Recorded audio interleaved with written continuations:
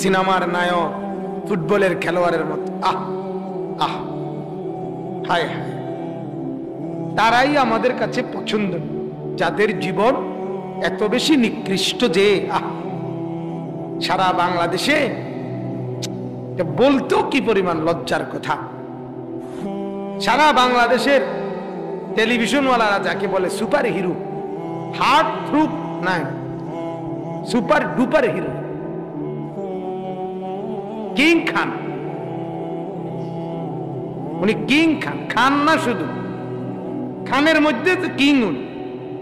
মানে ফেরাউন যেরকম বলছিল, ফেরাউন বলছিল আমি তোমাকে খোদা না, আমি কিং খোদা, আমি কি king of the god, king খোদা, আমি রব্বুকুমুল আলা, আমি সবচেয়ে বড় খোদা। সিনেমার এই নায়ক তাকে উপাধি দিছে কিং খান, মানে খানদের মধ্যে সে কি রাজা, সেরা। আর সেই জানোয়ারে, এত বড় নিকৃষ্ট জানোয়ার কোন কুকুর যা জীবনে করে নাই, শুকর যা করে নাই, তার চাইতে নিকৃষ্ট জানোয়ারে দুইবার অবৈধ নারীর সাথে সম্পর্ক, দুইবারই বাচ্চা হইছে, দুইবারই পর্দার সামনে মানুষের সামনে ব্যাটকাইতে আছে। আরে বেহায়া বুঝি মানছি এরুম, বেহায়া এমনি এরুম কেমনে বেহায়া হবে? আমি তো শুই না অবাক, আরে কই কি?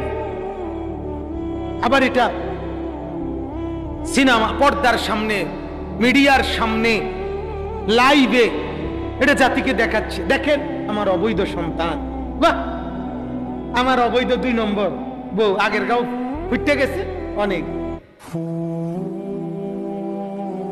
আমার একজনে দেখাইছে মোবাইল, মজার কথা হইল এরপরে যে কমেন্টস এটিও দেখাইছে আমার একজন, কৌজুর কদ্দুর দেখেন কি লেখছে, সবাই লেখছে এক চেটিয়া, এরপরে কে, দুইটা তো গেল, তুই অসভ্য, এরপরে কে,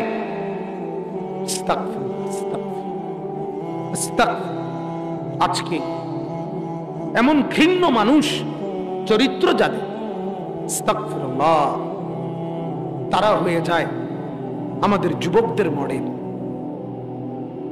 আর আমার নবী সাল্লাল্লাহু আলাইহি ওয়াসাল্লামের সুন্নাত, যেটা আল্লাহ তাআলা বলেন তিনি রাসূল, আমি তাকে পাঠিয়েছি, তিনি হয়ে যায় আমাদের কাছে অপরিচিত, অপছন্দ।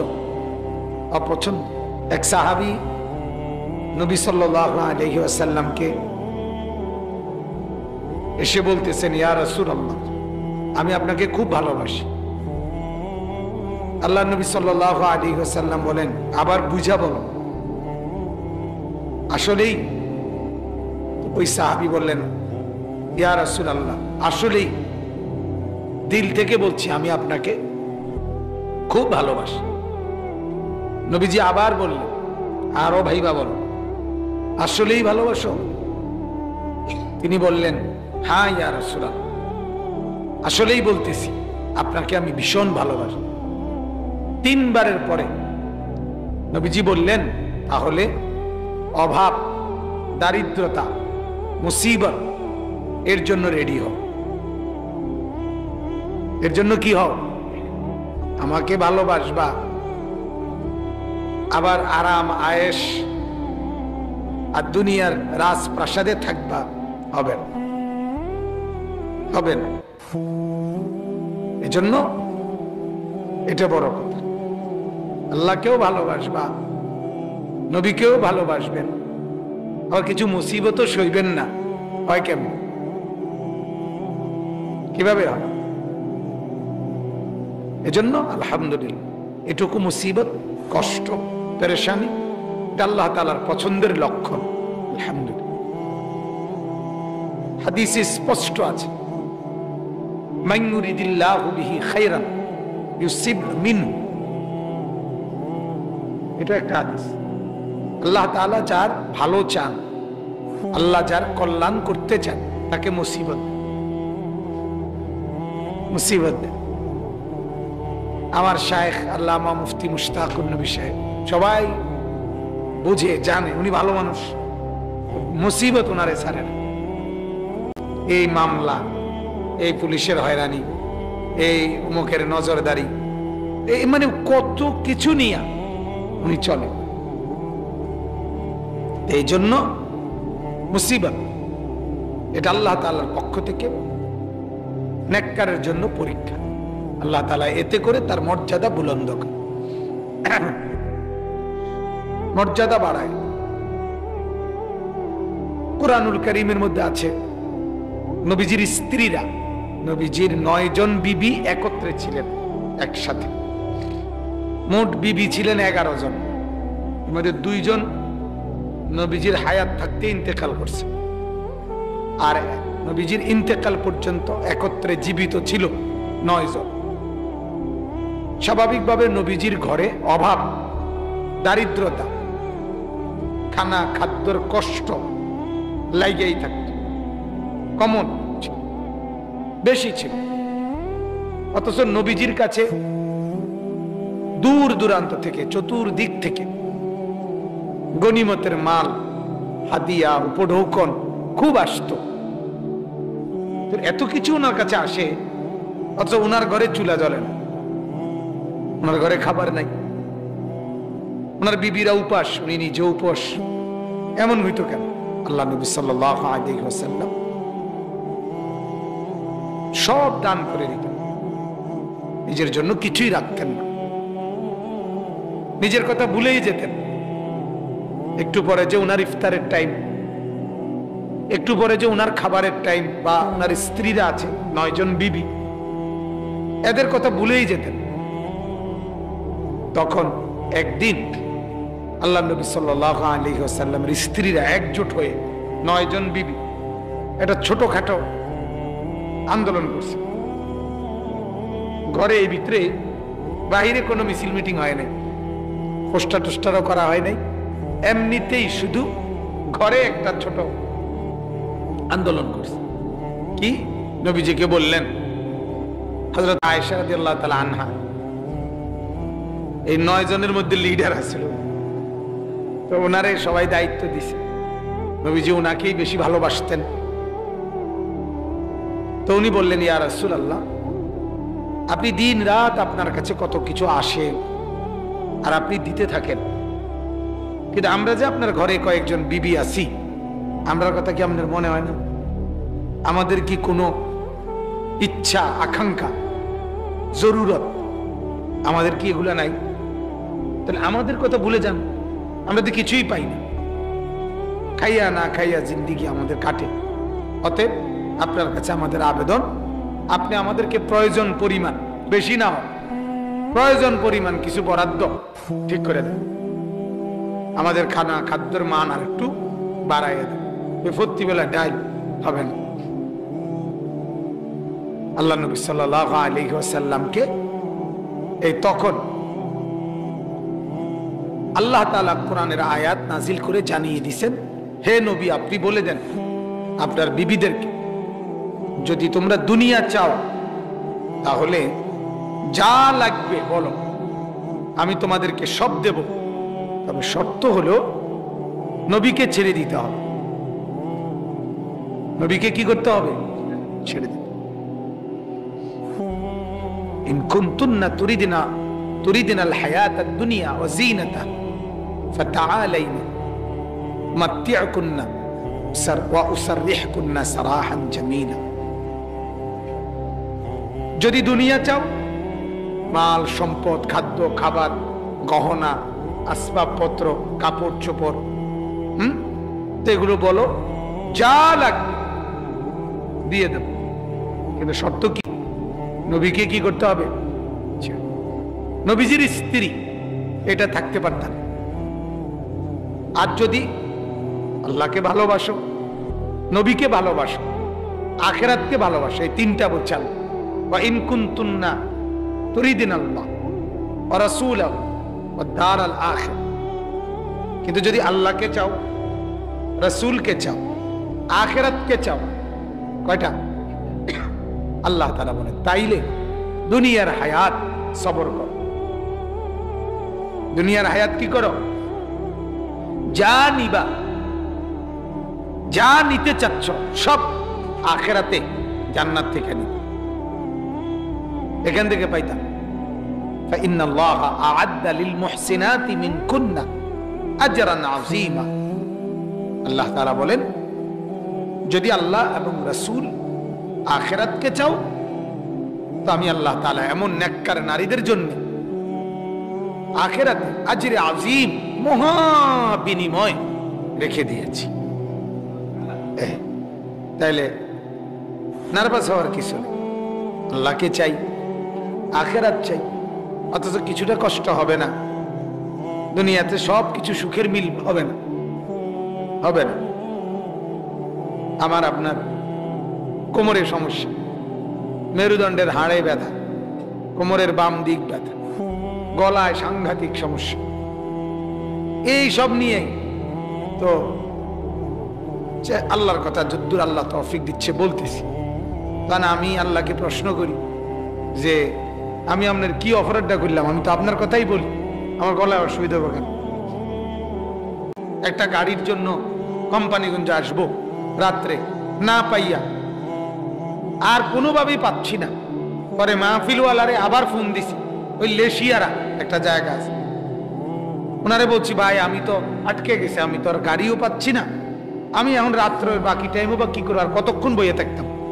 ওই লোক আবার রিক্সা দিয়া আবার আইসা আমারে তার বাড়িতে নিয়ে গেছে, নিয়ে রাত্রে রাখছে। সেই ইতিহাসগুলো এখনকার এই সুখ কিছুটা প্রাপ্তি, এটা দেখে ভুলে গেলে চলবে না যে এভাবেই শুরু না, পিছনে 17 বছর, পিছনে কি 17 বছর।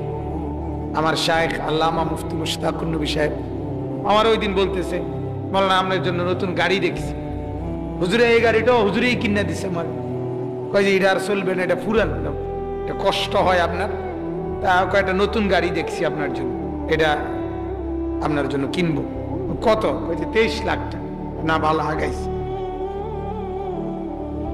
এই যে হালাত, এই জন্য বলতেছি কিছু কষ্ট, কিছু পেরেশানি, কিছু মুসিবত আল্লাহ তাআলা একটু বান্দাকে পরীক্ষা করে, পরীক্ষার পরিমাণ হিসেবে পরবর্তীতে আল্লাহ যখন নেয়ামত দেয় তখন দেখা যায় পরীক্ষার পরিমাণ হিসাবে পুরস্কারের মান অনেক বেশি।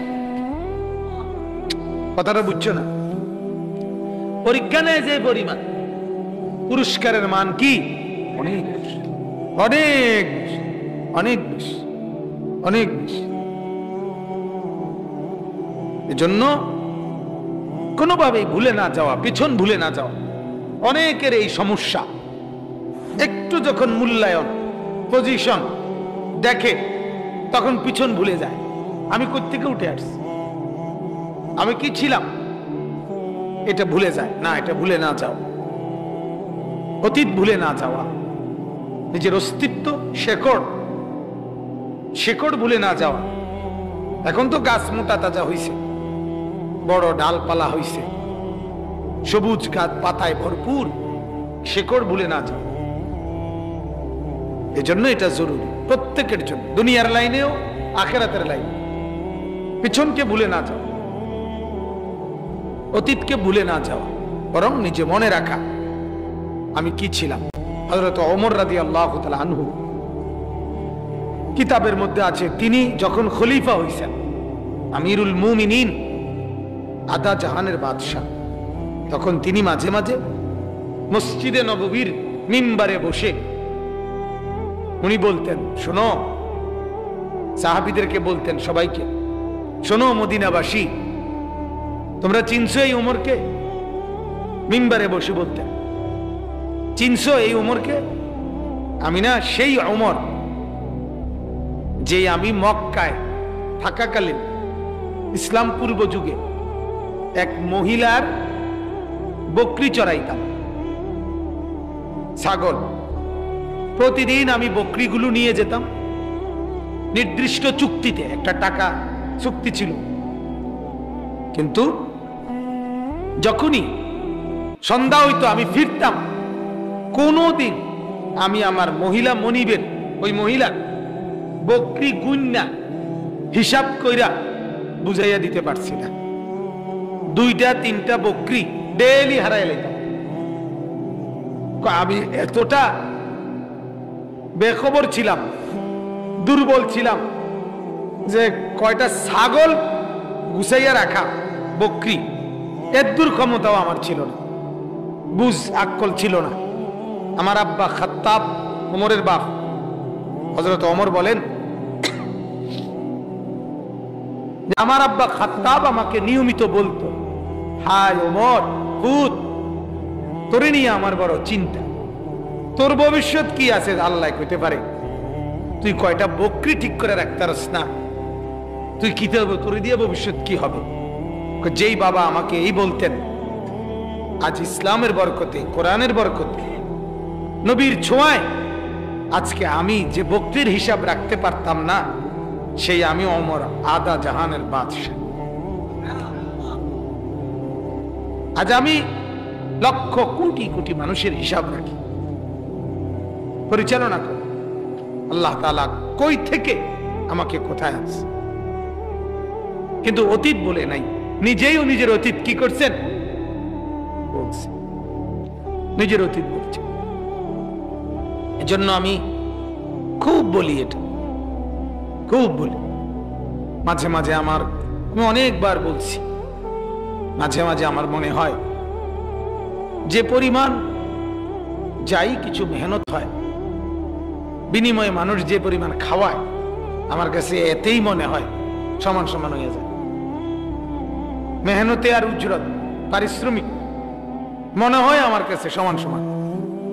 যদি আখিরাতে আল্লাহ তাআলা বলে, আমি যদি আল্লাহর কাছে বিনিময় চাই, আল্লাহ যদি বলে যে পরিমাণ মেহনত করছো কিছু দিনই কথা বলে, তোমারে আমি বিনিময়ে যা খাওয়াইছি এতেই তো সমান সমান হয়ে গেছে।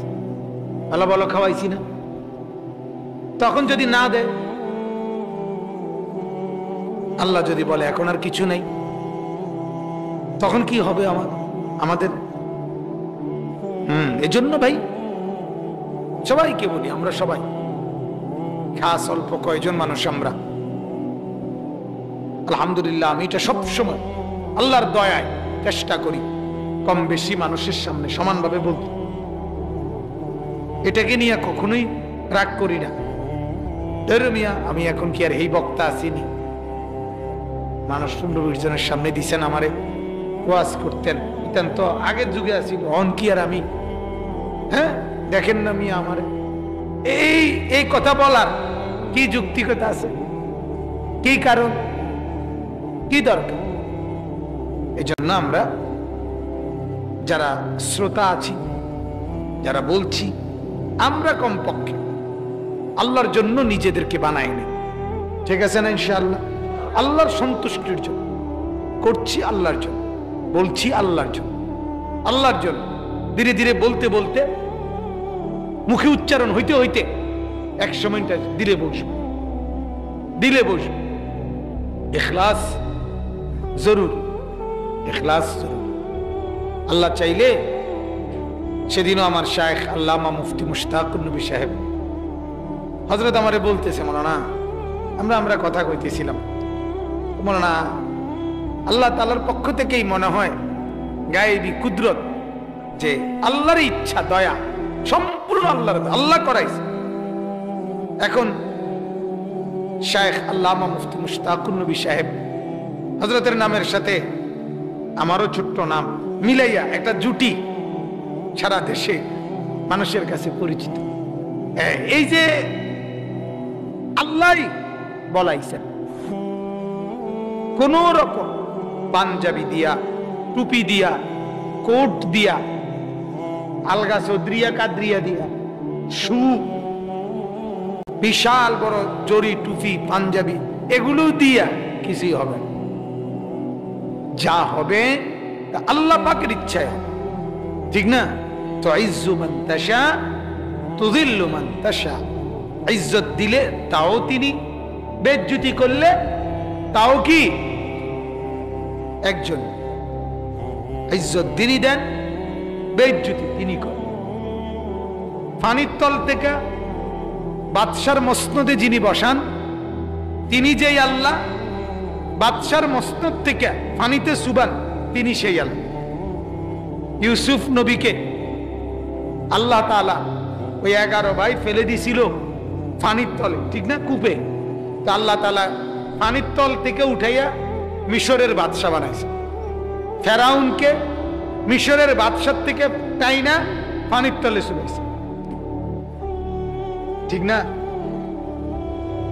এজন্য ইনশাআল্লাহ আমরা মনে রাখতাম, এই যে তোমরা যারা ছেলেরা, এরা তো আলহামদুলিল্লাহ আমার চোখে দেখা সবাই পরিচিত, তোমাদের জন্য এটা কথা। শুধুই ভিডিও করা, বয়ান রেকর্ড করা, শুধুই যেন টাকা না, শুধুই যেন টাকা। জানালা খুললাম আজান শুনতে, সাথে বাতাস ঢুকলে অসুবিধা নেই, সাথে বাতাস ঢুকলে কি নাই অসুবিধা। বাকি জানালা খুলছি কি জন্য? আজান শোনার জন্য। এ ঠিক এরকম ফিকির তো এই নিয়ে হচ্ছে উম্মতকে দিন পৌঁছাবো। তো আমি ভাই পারি না, তা আমি হুজুরের বয়ানটাই রেকর্ড করিয়া উম্মতের কাছে পৌঁছাই। এটা যেন হয়নি, এটা যেন হয় রেকর্ডিং এর উদ্দেশ্য। আলহামদুলিল্লাহ এর বরকতে সারা পৃথিবীতে এখন বাংলা ভাষাভাষী মুসলমানরা দিন শুনতেছে, কোরআন শুনতেছে, আল্লাহর কথা কম বেশ শুনতেছে। অদেখা অদেখা মহব্বতের বহু লোক এখন আমাদের, যারা আমাদেরকে সরাসরি দেখে নাই, তো মোবাইলের সূত্রে কলিজার চাইতে বেশি মহব্বত করে। তো সবাই মহব্বতের কথা শুনতে হইলে বা বলতে হইলে এও আমার জান থাকতো না। এই জন্য আমাদের সবার বলনেওয়ালা, শ্রোতা, আয়োজক এবং এই রেকর্ডিংকারী আমরা সবাই ইনশাআল্লাহ আল্লাহর জন্য। কার জন্য? আল্লাহ তাআলা আমাদেরকে তার সন্তুষ্টির জন্য প্রতিটি আমল করার তৌফিক দান করে। চলেন, তো মূলত আমি গড়ি দাও না, কাছে দাও, তো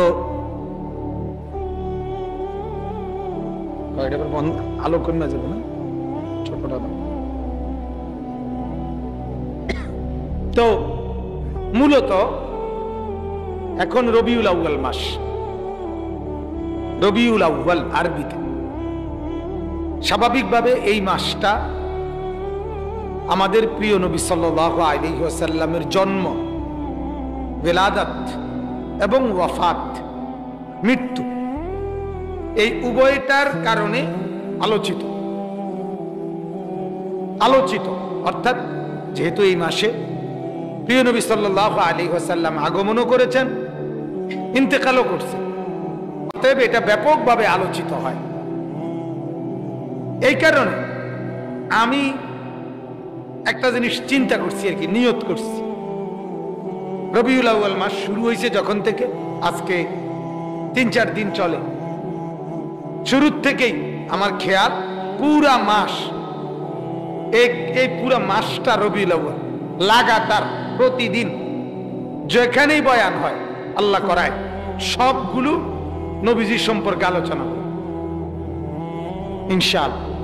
এটা আমার একটা আশা, সব নবীজির ব্যাপারে কি করা, আলোচনা। এর উদ্দেশ্য হলো এই, যত রকমের বিরোধিতা, যত রকমের ঠেলাঠেলি, এর মোকাবেলায় হুদা কন্যা না কইরা বিশুদ্ধ আলোচনা উম্মতের কাছে পৌঁছে যাক, একদিন অন্ধকার দূর হয়ে যায়, আলো ছড়ায় দেয়। আমরা নবীজির সহি আলোচনা, কোরআন থেকে, নবীজির কওল থেকে, সাহাবায়ে কেরামের বর্ণনা থেকে, বিশুদ্ধ তারিখ থেকে আমরা বলি, দেখবেন ইনশাআল্লাহ পুরা মাস নবীর আলোচনা হতে থাকে।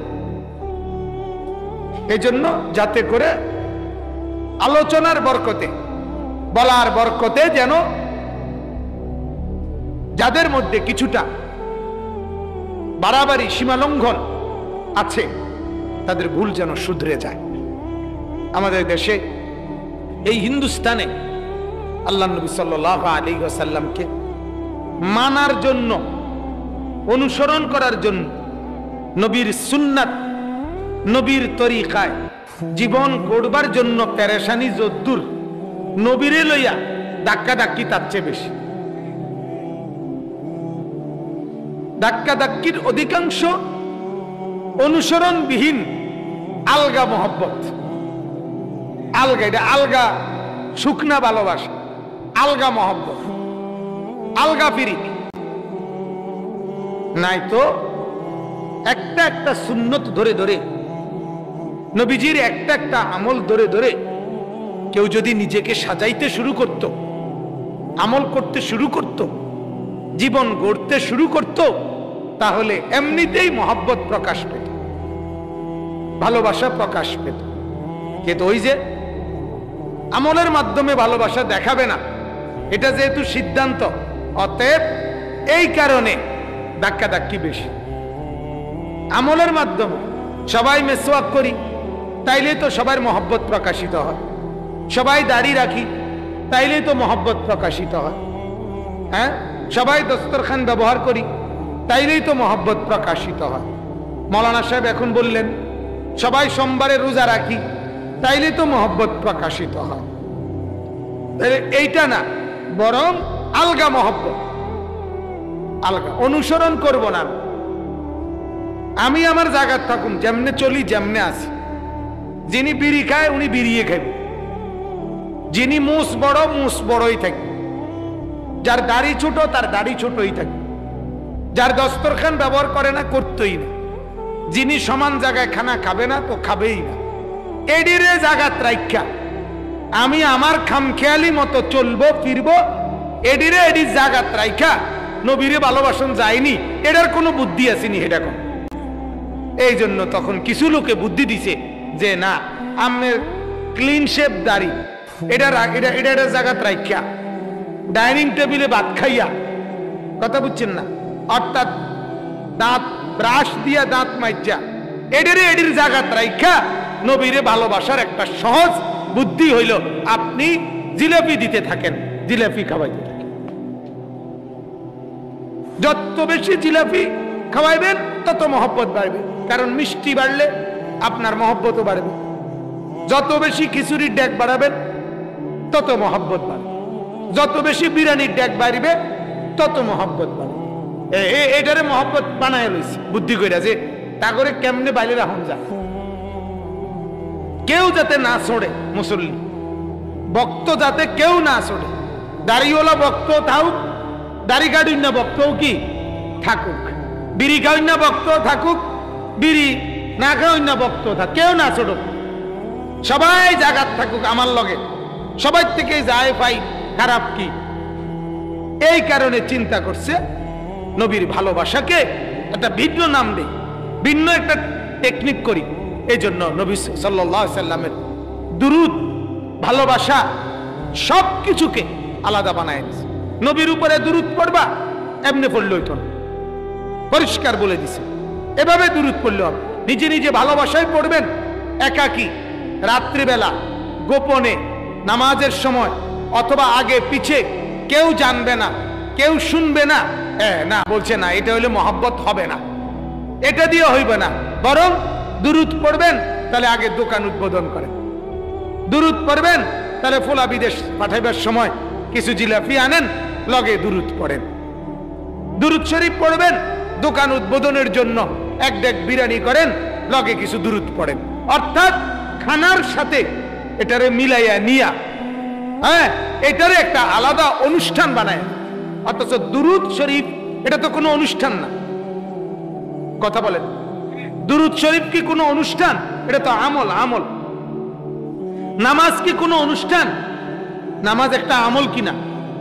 তো যেমন আমি ব্যক্তিগতভাবে, আমারে কেউ যদি বলে হুজুর আজকে আপনার প্রোগ্রাম কোথায়, আমি কোনো সময় বলি না ভাই আমার কোনো প্রোগ্রাম নাই।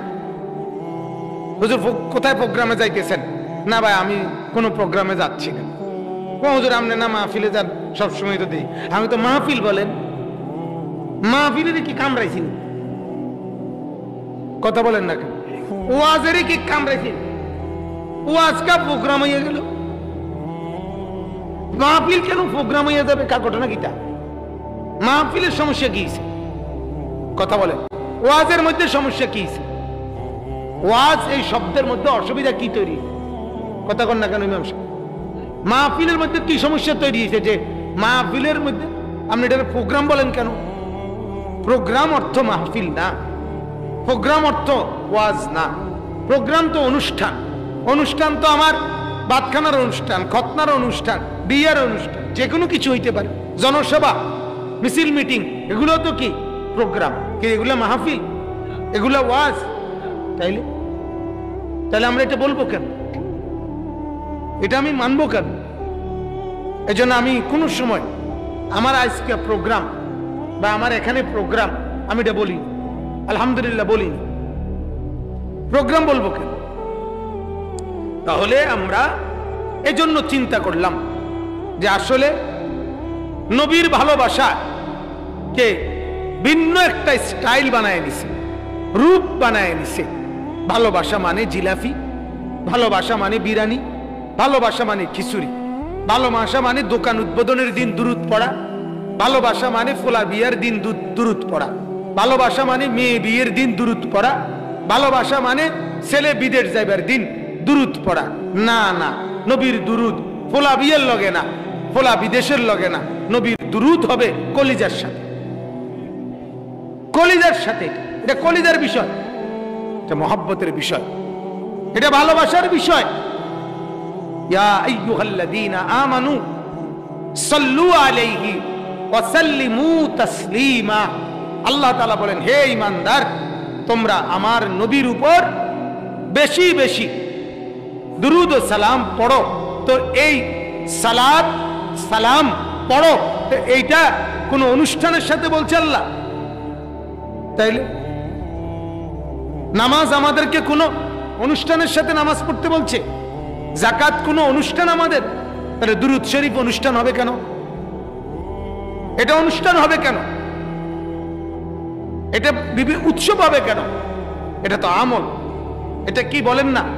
আমল। আমল জিকির, এটা একটা আমল কিনা বলেন? তো দুরূদ শরীফ একটা আমল। তো জিকির অনুষ্ঠান করে করতে হবে দোকান উদ্বোধনের দিন, পোলা বিয়ের দিন, মেয়ে বিয়ের দিন, বিদেশ যাওয়ানোর দিন, সেদিন অনুষ্ঠান করে জিকির করা যায়? দরকার হয়? তাইলে দুরূদ হবে কেন? তাইলে দুরূদ শরীফ মন থেকে পড়বে, অন্তর থেকে পড়বে। সকালে, দুপুরে, বিকালে, সন্ধ্যায়, রাতে, গভীর রাতে, তাহাজ্জুদে, সব সময় আল্লাহর নবীর উপরে দুরূদ পড়বে।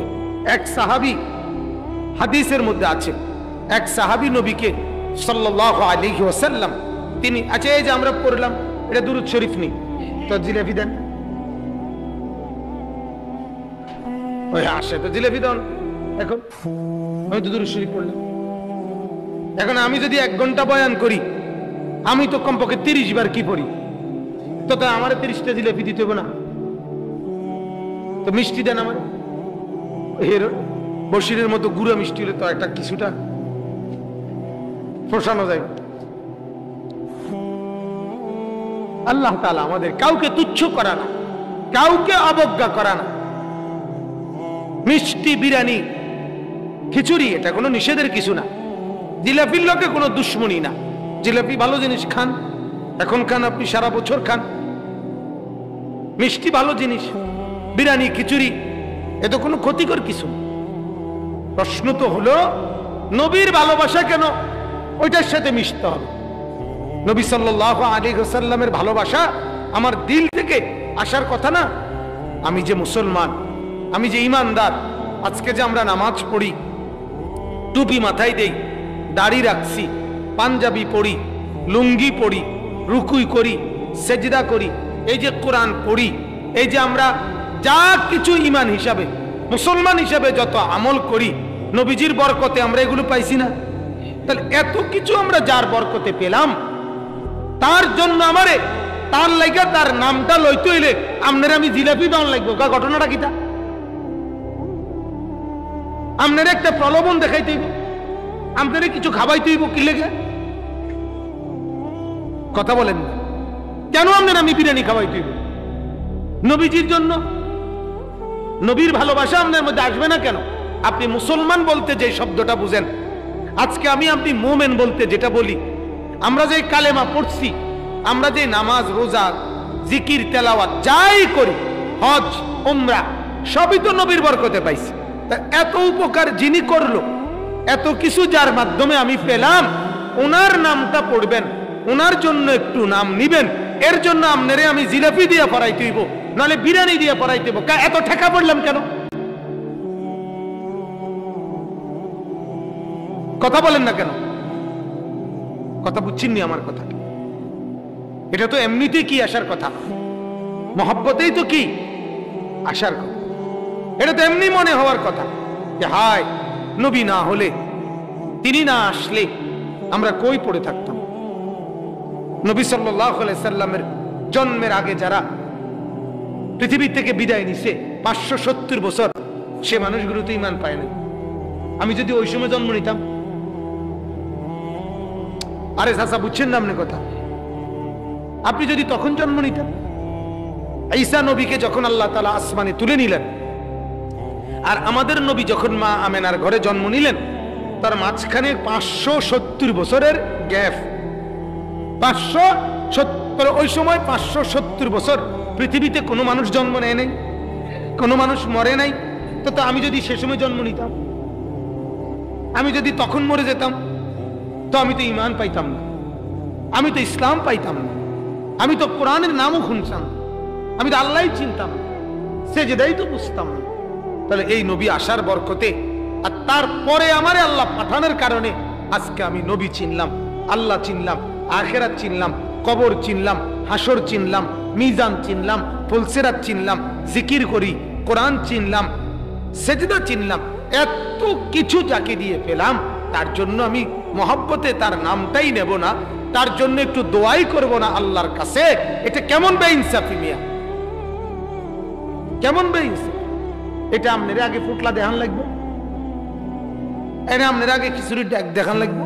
আমার একবার এক জায়গায় তারা আমার একেবারে মাহফিল এখানে, প্যান্ডেল এখানে, ঠিক মুখ বরাবর যেদিক দিয়ে সব মানুষ ঢোকে, মাহফিলের যে প্যান্ডেলটা করছে ঠিক গেট বরাবর যেখান থেকে লোকটি ঢুকবো, এইটার লগে 12 ডেক খিচুড়ি রাখছে। বিশ্বাস করে একের 12 ডেক। আমি বললাম ভাই এটা একেবারে এবার ঢুকার মুখে রাহনের কি আছে, দিকে দূরে রাখতেন। হুজুর যাতে সবাই দেখে, ঢুকতে সময় যাতে না যায়। কি বুদ্ধি তারার মাথার, চিন্তা করছেন? আমি বললাম তারা যাতে না যায় মানে কি, মাহফিল চলবে কতক্ষণ? হুজুর আসলে বক্তা আমাদের অনেক, মাহফিল 2টা 2:30 পর্যন্ত মাহফিল হইব, কাজেই 2টা 2:30 পর্যন্ত লোকরে ধরে রাখতে হইলে এই 12টা ডেক কি সামনে রাখতে হইব। এটা চোখের সামনে থাকবে, তখন আর ঘুমও আসবে না, বাইতেও যাবে। সুবহানাল্লাহ, কি বুদ্ধি, কি দারুণ বুদ্ধি, কি অসাধারণ বুদ্ধি। আল্লাহ আমাদেরকে মাফ করে দেন। এজন্য ভাই নতুন শ্রোতা ফতেতে আমিন। আচ্ছা মাশাআল্লাহ। এজন্য আমি আপনারাই বুঝেন, সবাই না বুঝুক, আপনি বুঝেন, আমি বুঝি, আমরাই বলি, আমরা আমাদের নবী সাল্লাল্লাহু আলাইহি ওয়াসাল্লামের প্রতি কৃতজ্ঞ। কৃতজ্ঞ কিনা বলেন? ঋণী, আমরা ঋণী, আমরা ঋণী নবী, আমরা ঋণী, আমরা কৃতজ্ঞ। অতএব আমাদের উচিত প্রতি মিনিটে মিনিটে, যদি প্রতি সেকেন্ডে সেকেন্ডেও যদি আমরা দুরূদ পড়ি, তারপরও আমাদের উপরে নবী যে ইহসান করছেন তার হক আদায় হবে, হক আদায় হবে না, তারপর হক আদায়। এই জন্য এক সাহাবী, বলতেছিলাম এই কথাটা, এক সাহাবী নবী সাল্লাল্লাহু আলাইহি ওয়াসাল্লামকে জিজ্ঞেস করলেন, ইয়া রাসূলুল্লাহ, আমি আপনার উপরে প্রতিদিন আমার দিন রাতের 4 ভাগের 1 ভাগ, 24 ঘন্টার মধ্যে 4 ভাগের 1 ভাগ আমি আপনার দুরূদ পড়তে চাই, আপনি কি বলেন? আল্লাহ নবী সাল্লাল্লাহু আলাইহি ওয়াসাল্লাম বলেন, উত্তম, খায়ের, এটা ভালো, তবে এর চাইতে বেশি পড়লে আরো ভালো। ওই সাহাবী বললেন, তাহলে 4 ভাগ না কইরা সময়টাকে পুরা 24 ঘন্টাকে 3 ভাগ করি, 3 ভাগের 1 ভাগ করি। 4 ভাগ করলে 6 ঘন্টা, নাকি 3 ভাগ করলে 8 ঘন্টা, 8 ঘন্টা পড়ি 3 ভাগের 1 ভাগ। আল্লাহর নবী বললেন এটাও ভালো, তবে আরো বেশি পড়লে আরো ভালো। কি কি পড়লে? দুরূদ। সাহাবীকে বলতেছে, সাহাবী তখন বলতেছে ইয়া রাসূলুল্লাহ, আমি আমার দিন রাতের 3 ভাগের 2 ভাগ আপনার জন্য দুরূদ পড়ি। কয় ঘন্টা? 16 ঘন্টা। 16 ঘন্টা, 16 ঘন্টার মধ্যে যখনই ফাঁক পাবো মৌলিক ফরজ ইবাদতের পরে শুধু আপনার দুরূদ পড়ব। আল্লাহর নবী বলেন এটাও ভালো, তবে আরো বেশি পড়লে আরো ভালো। আচ্ছা, এবার সাহাবী বলতেছে ইয়া রাসূলুল্লাহ, আমি আপনার উপরে দুরূদ প্রতিদিন দিবারাত্রি 24 ঘন্টার মধ্যে অর্ধেক পড়ি। আল্লাহ নবী বলেন এটাও ভালো, তবে এর চাইতে বেশি বাড়াইলে আরো ভালো, আরো ভালো। এবার আল্লাহর নবী সাহাবী বলেন ইয়া রাসূলুল্লাহ, আমি চাই আমার উপরে আল্লাহ প্রদত্ত ফরজ ওয়াজিব যেই ইবাদতগুলো আছে সেগুলোর পরে যেটুকু সময় পাবো 24 ঘন্টার মধ্যে পুরা সময়টা আমি আপনার উপরে দুরূদ পড়তে চাই। নবী বলেন এটা সবচেয়ে উত্তম হলো। তাহলে নবী সাল্লাল্লাহু আলাইহি সাল্লাম চাইলেন ওনার উপরে দুরূদ পড়ুক ওনার উম্মত সারাদিন সারা রাত, আর আমনে বলতেছেন শুধুমাত্র দোকান উদ্বোধনের, বিল্ডিং এর ছাদ ঢালাই, আজকে দুরূদ শরীফ, নতুন ঘরে উঠবো এই জন্য আজকে দুরূদ শরীফের, আজকে দুরূদ শরীফের অনুষ্ঠান। এইটা আমরা বুঝাইতে চেষ্টা করি যে আপনারা যাই বলেন মাকসাদ তো নবীর উপরে দুরূদ পড়া। কথা বলেন না কেন? এটার নাম মিলাদ অনুষ্ঠান, এটার নাম কিয়াম, যাই বলুক মাকসাদ কি? নবীজির উপরে কি পড়া। এখন প্রশ্ন তো হলো নবীর উপরে দুরূদ আসলে কতক্ষণ পড়া উচিত? সারাক্ষণই তো পড়া উচিত। নবীর জন্য দুরূদ এটা কি কোনো অনুষ্ঠান না আমল?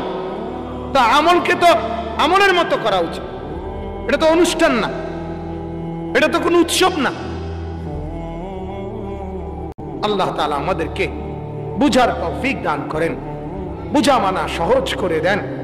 আমরা চাই ফিতনা না হোক, ঝগড়া না হোক, ভালোবাসায় সারাক্ষণ। আমার শায়েখ আল্লামা মুফতি মুশতাকুন নবী সাহেব উনি যে সবক দেয় সকালে 600 বার তাসবিহ পড়া, মাগরিবের পরে 600 বার তাসবিহ পড়া, ওই 600 বারের মধ্যে 100 বার আছে দুরূদ শরীফ।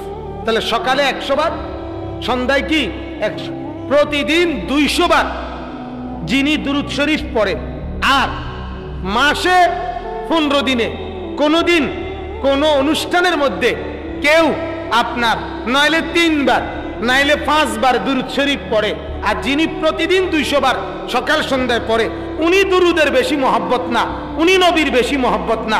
আর ওই সপ্তাহ 15 দিনে যিনি একবার অনুষ্ঠানের মধ্যে 3-4 বার সুর দিয়া পড়ে উনি নবীর বেশি আশেক না?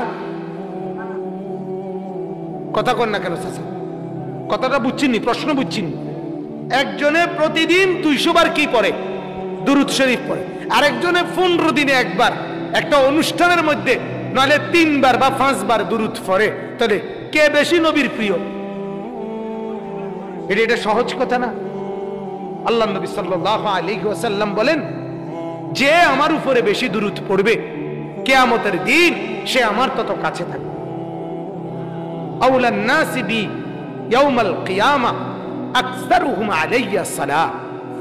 নবীজি বলেন কিয়ামতের দিন আমার কাছে সবচেয়ে ঘনিষ্ঠ হবে তারা আমার উপরে দুরূদ শরীফ বেশি পড়তো যারা।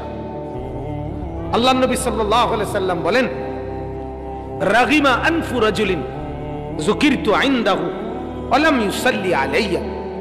তার নাক ভেঙে যাক, তার নাক ধুলিমলিন হোক, এটা আরব দেশের একটা কথার হ্যাঁ, তো বলছে তার নাক ভেঙে যাক, তার নাক ধুলিমলিন হোক ওই ব্যক্তি যার সামনে আমি মুহাম্মদের নাম উচ্চারিত হলো অথচ সে আমার উপরে দুরূদ পড়লো না। তার নাক মানে বেইজ্জতি হোক, সে কি হোক? অপমানিত।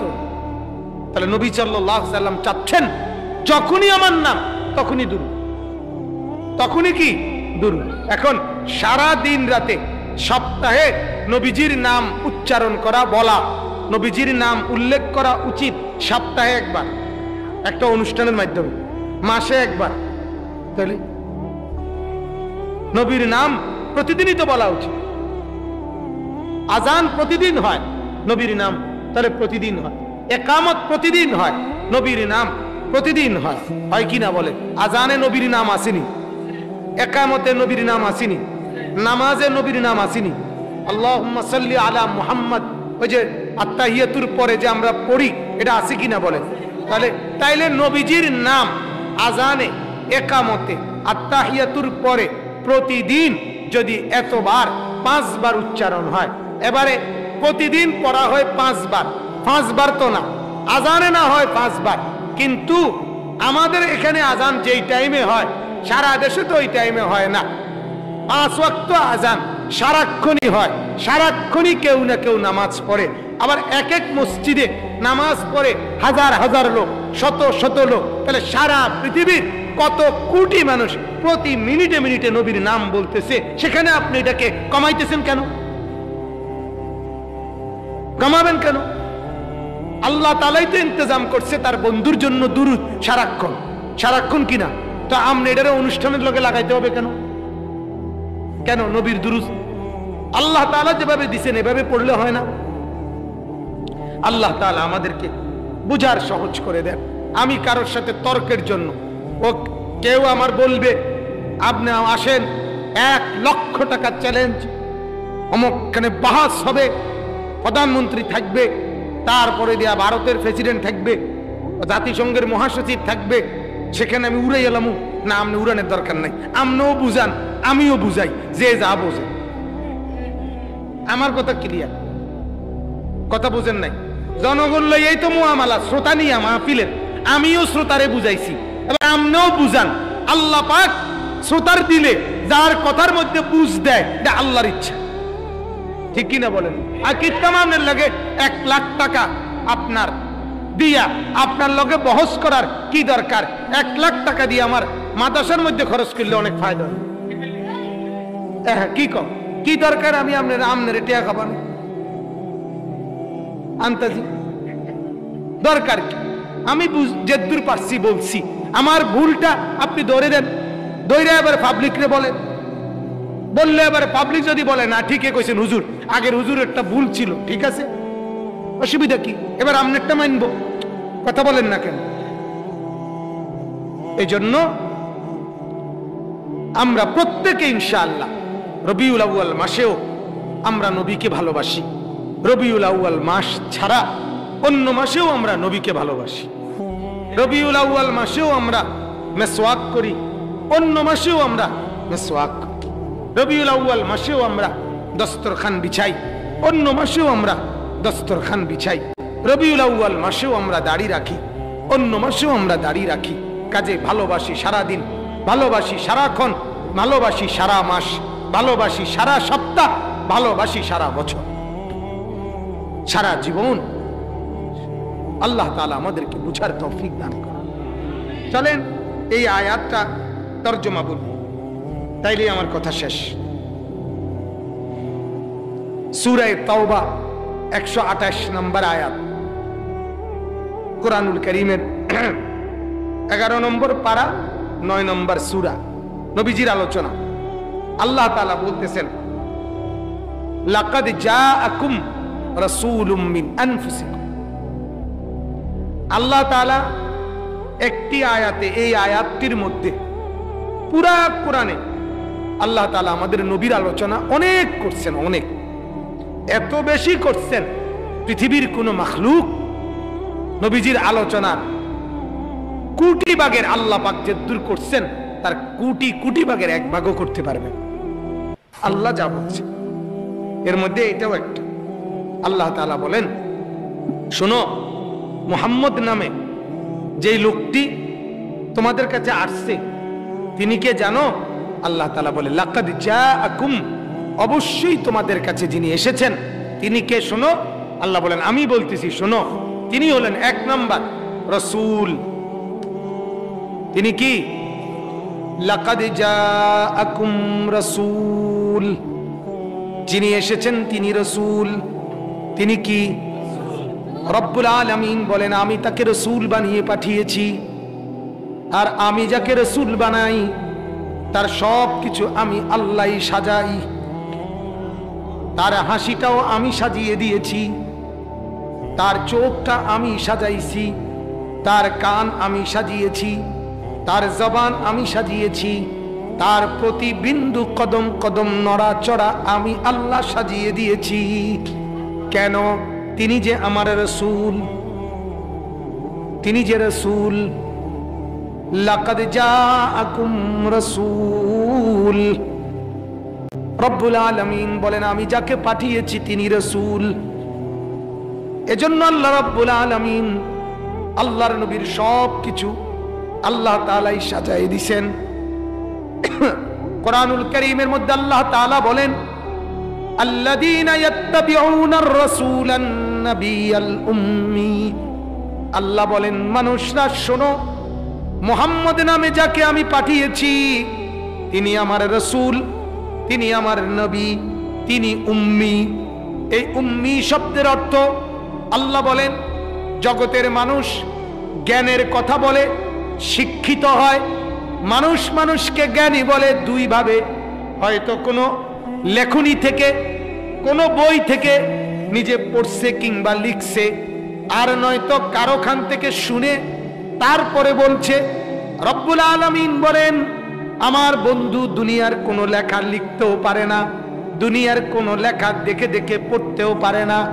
বন্ধুকে আমি লেখারও সুযোগ দেই নাই, বন্ধুকে আমি কারো লেখা পড়বারও সুযোগ দেই নাই, কারো কাছ থেকে কিছু শুনবার অনুমতি দেই নাই। মা ইয়ানতিকু আনিল হাওয়া, যা কিছু আমার বন্ধুর জবান দিয়ে বের হয়েছে সব তাই আমি আল্লাহ যা বলেছি।